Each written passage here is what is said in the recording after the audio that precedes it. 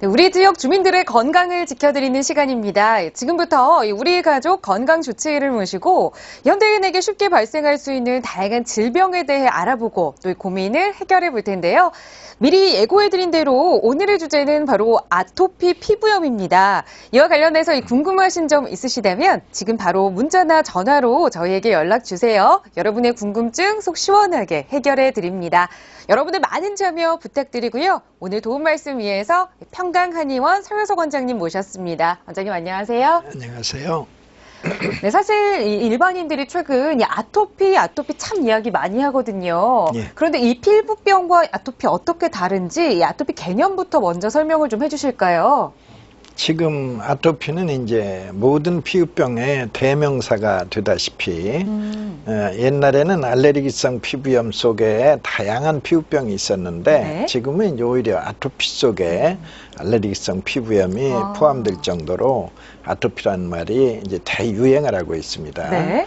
유년기나 또는 소화기에 주로 팔다리 접히는 부분에 습진이 찾아오죠. 네. 가렵고 건조하다. 이제 이런 그 증상을 옛날에는 태열이라고 그래서 내 발로 자기 발로 땅 밟으면 낫는다라고 알려진 병인데 네. 이게 이제 현대에 있어서는 현대인의 문둥병이라고 불릴 정도로 심각한 모습을 띠면서 이제 유년기에 낫지 않고 네. 평생까지 가는 이런 모습을 보이는 게 지금 아토피의 이 사회적 문제입니다. 네. 이 아토피로 고생하시는 분들 보면 정말 고통스러워 하시던데 도대체 이 고통스러운 질병, 아토피는 그렇다면 왜 생기는 건가요? 직접적인 원인을 설명드린다면은 이 사람의 피부는 쓰레기를 버리고 있습니다. 네. 피부에는 수없이 많은 털구멍 그리고 수없이 많은 땅구멍, 두 개의 구멍이 있어 두 개의 구멍으로 쓰레기를 버리는데 기름 쓰레기는 털구멍으로 버리고 네. 물 쓰레기는 땅구멍으로 버려요. 그런데 털구멍, 땅구멍이 막혀버릴 때 피부 밑에 쓰레기가 가득히 차오르고 네. 이때 피부는 가렵고 건조하다. 다시 말해서 모든 아토피 환자들은 털구멍, 땅구멍이 꼭꼭 막혀 있습니다.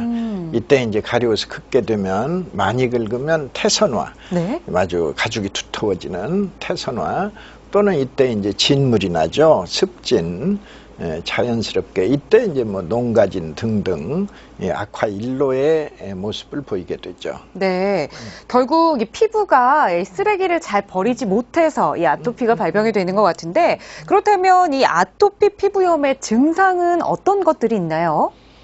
제일 대표적인 게 가렵고 건조하다죠. 네. 가려우니까 나도 모르는 사이에 사정없이 긁어서 세게 긁으면 진물이요, 더 세게 긁으면 피투성이가 된다. 네. 그리고 이제 털구멍이 막히게 되면 기름 쓰레기가 나오지 못하고 이때 이제 피부는 아주 건조한 모습을 화면에서 보는 바와 같은 네. 저런 모습을 보이게 되는 겁니다. 네. 이 사진으로 보니까 정말 그 심각함이 무서울 정도인데요. 예. 저렇게 아토피에 걸리지 않으려면 어떻게 해야 하는지도 차츰 알아봐야 할 것 같습니다. 네, 지금 여러분은 생방송 CNN과 함께 하고 계십니다. 오늘은 이 아토피 피부염에 대해서 자세한 이야기 나누고 있는데요. 방송 보시다가 궁금하신 점 있으신 분들은 010-8419-1110번으로 전화 주세요. 여러분의 고민 말끔하게 해결해 드리겠습니다. 사실 이 아토피에 대해서는 말씀하셨듯이 요즘 현대인들이 정말 많은 관심을 가지고 있어요. 그만큼 궁금하신 점도 참 많으셨는데요. 여러분들께서 궁금해하시는 것들을 미리 받아봤습니다. 어떤 내용들이 있는지 살펴볼게요. 먼저 이 SNS 통해서 아토피는 완치가 되지 않는 병이라고 하던데 정말인가요? 하셨거든요. 진짠가요? 아닙니다. 완치율은 매우 높습니다. 예, 대강 100명 중에 60명은 아주 쉽게 낫습니다. 네. 대체로 6개월 정도의 기간에 이 완치의 축복을 얻고 재수생 40명이 있습니다만은 네. 이 재수생 40명은 스테로이드를 얼마나 썼느냐에 따라서 치료기간이 각각 달라집니다. 네. 일단 저는 이제 재수생 40명을 이제 대개 5반으로 나눕니다. 1, 2, 3, 4, 5. 1, 2번은 비교적 스테로이드를 적게 쓴 사람들이고 네. 이제 3, 4번은 그보다 많이 쓴 사람들, 그리고 5번은 중독자반이다. 중독자는 쉽게 가릴 수 있어요. 네. 고혈압이나 당뇨 또는 문페이스, 얼굴이 달덩이처럼 둥그러진다.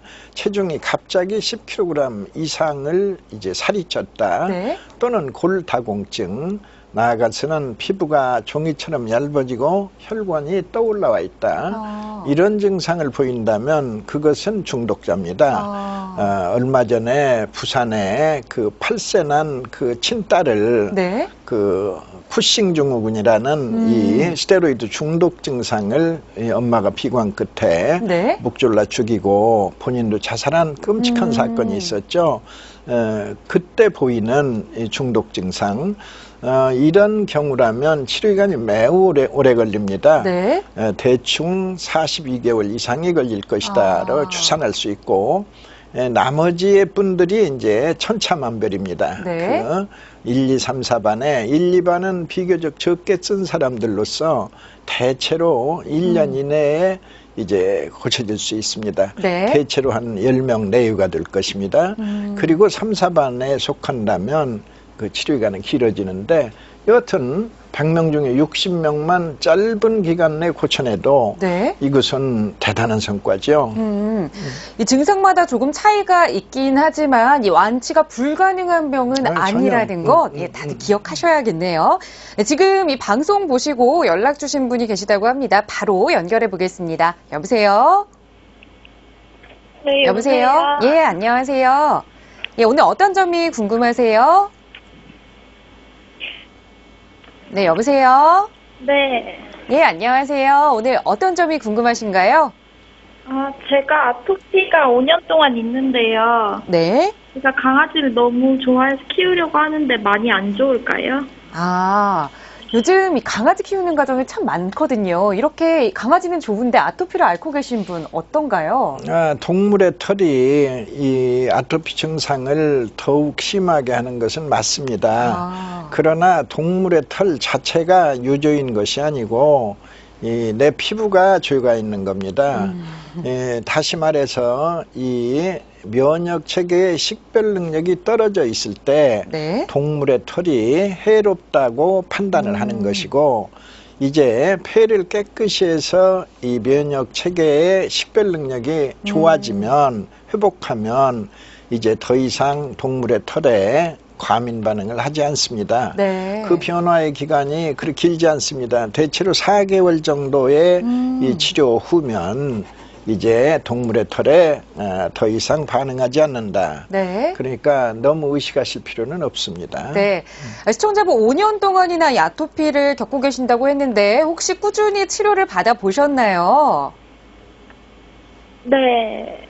네, 이 계속 꾸준히 치료는 치료를 받아보실 때 이 4개월 이상 이 치료를 하셔야 이 완치가 가능하다고 하시니까요. 이 강아지 좋아하신다고 하니까 먼저 이 치료를 다 하시고 완치 후에 강아지 키우시면 될 것 같아요. 오늘 도움 많이 됐으면 좋겠고요. 전화 주셔서 감사합니다. 네, 감사합니다. 네.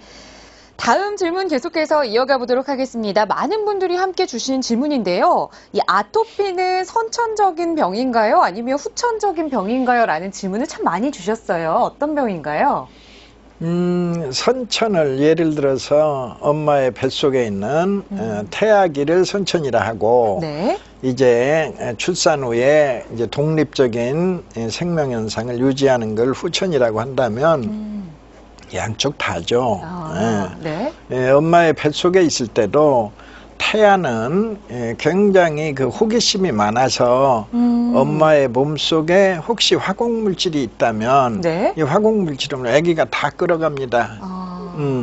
그것들이 가사 항생 소염제라고 한다면 네. 이제 태아가 많은 항생 소염 물질을 끌어가게 되면 이게 결국은 털구멍, 땅구멍을 막아내는, 네. 막아버리는 원인이 됩니다. 그래서 그냥 나오자마자 태열의 증상을 보여줄 수 있고, 후천적으로도 또 당연히 네. 이제 또 뭐 감기에 걸렸다. 이때도 이제 항생소염제. 예. 그리고 현대에 있어서 이렇게 그 아토피가 만연하는 것을 혹자들은 환경 탓이라고 하는데 네. 이 환경 탓이라는 말이 설득력이 없어요. 왜 그러냐?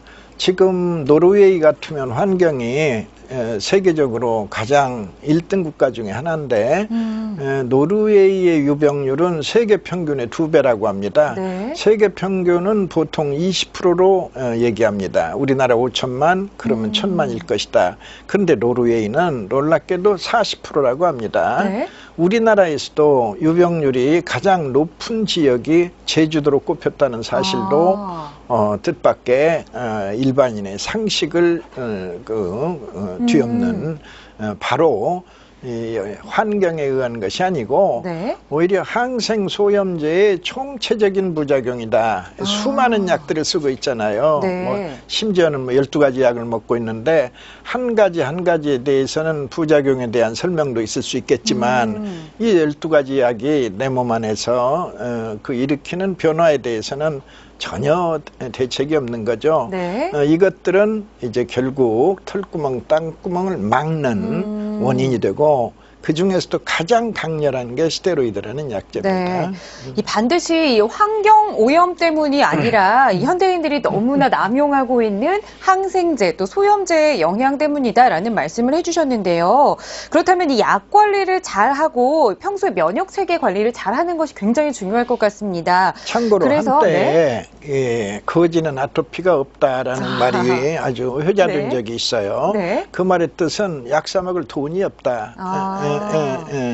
그런 말을 우리가 한번 되새겨봐야 합니다. 네, 이렇게 흔히 하는 농담까지 말씀을 해주셨는데요. 그만큼 너무 약을 남용하지 말아야 한다라는 말씀이셨습니다.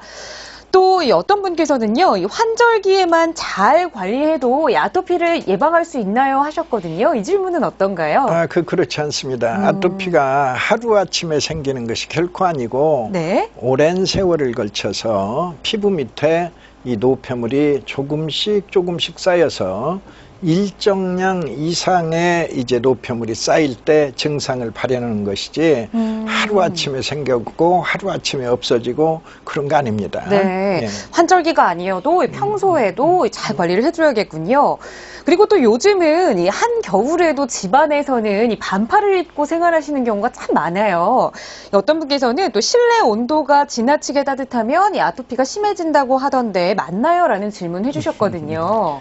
이 설명드린 바와 같이 아토피의 근본은 네. 피부 밑에 노폐물이 장시간에 걸쳐 쌓이는 것이기 때문에 이제 그런 것들은 원래 이제 아토피가 호전과 악화를 네. 반복하는 그런 특성을 가지고 있기 때문에 그런 조건에서 이 악화를 봤다면 그것이 아닌가라고 생각하는 것이고 결코 의미 없는 네. 관찰입니다. 조금 악화될 수는 있지만 이 근본적인 예방책은 아니다라는 그렇죠. 말씀이시죠. 예.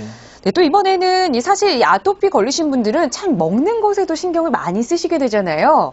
이 계란이나 콩 등 아토피 유발 식품이라고 알려져 있는 것들은 아예 먹으면 안 되나요? 라는 질문을 주셨어요. 저도 이거 되게 궁금했거든요. 예. 이제 많은 분들이 그렇게 하셔서 네. 뭐 심하게 게리는 분은 도대체 먹을 것이 없다까지 게리는데 이제 그것은 설명드린 바와 같이 내 몸에 그 면역 체계가 식별 능력을 되찾게 되면 네. 어떤 음식이든 다 골고루 먹는 게 최선이고 어떤 음식이든 이겨낼 수 있어야 이제 진정한 치료를 향해서 진일보하는 것입니다. 네. 특히 이 아토피는 우리 성장기 아이들이 참 많이 걸리잖아요. 네, 예. 그러니까 이런 음식들을 가리기보다는 얼른 이 체계적인 치료 후에 골고루 먹는 게 중요하겠군요. 예. 네, 바로 이번에는 이 문자로 질문 주신 분 내용 살펴보겠습니다. 3910님께서 문자 주셨는데요. 아이가 자꾸 피부를 긁으려고 합니다. 긁으라고 할 수도 없고 긁지 못하게 하면 너무 괴로워하는데 어떻게 해야 하나요? 이렇게 질문하셨어요. 긁지 못하게 하려고 뭐 손을 묶어 놓기도 하고 네. 장갑을 끼기도 하고 그러나 결과는 아침에 일어나 보면 전부 허사죠. 네. 결국 긁어야 세월이 가고 세월이 가야 치료가 되는데 이제 긁는 것을 전제로 해서 손톱 짧게 깎고 네. 곱게 갈아서 긁었을 때 상처가 최소화되도록 하고, 중요한 것은 언제나 손을 청결히 깨끗이 해서 이제 긁더라도 이제 감염되지 않도록 조심하는 건데, 네. 조심스럽게 그렇게 관리를 하면 이 농가지는 피할 수 있습니다. 통상. 예, 곰지 그렇다면 이 않고. 아예 긁게 하지는 못하더라도 이 손톱을 짧게 그리고 최대한 손을 청결하게 관리해 주는 게 중요하겠군요. 그리고 중요한 게 이제 비누를 쓰지 않는답니다. 예, 흔히 네. 깨끗이 한다 해서 비누를 꼭 쓰는데 어느 비누를 쓸까요 가지고 고민들 하시는데, 네. 정답은 비누를 쓰지 않는다. 왜 그러느냐? 이 피부의 털구멍이 이제 폐가 좋아지면서 피부에 털구멍이 열리게 되면 네. 기름 쓰레기가 나오게 돼요. 피부 표피로. 이 표피에 기름 쓰레기가 나오게 되면은 보호막이 생기고, 네. 이때 생긴 보호막은 기름으로 만들어졌으므로 이제 윤기가 흐르게 되는데, 이 보호막이 있으면 긁어도 상처가 훨씬 적습니다. 보호막이 없을 때 긁는 것과 네. 있을 때 긁는 것은 크게 차이가 납니다. 또 하나, 보호막이 있으면 이 상처난 피부가 빠른 속도로 재생이 되기 때문에 반드시 비누를 쓰지 않는다를 명심하셔야 합니다. 네.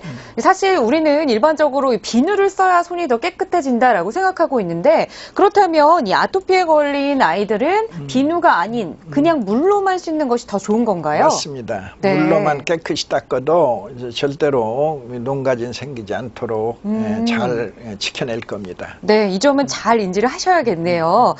네, 계속해서 이번에 1929님께서 문자로 질문을 주셨습니다. 샤워를 하면 피부가 건조해진다고 샤워를 하지 말라고 하더라고요.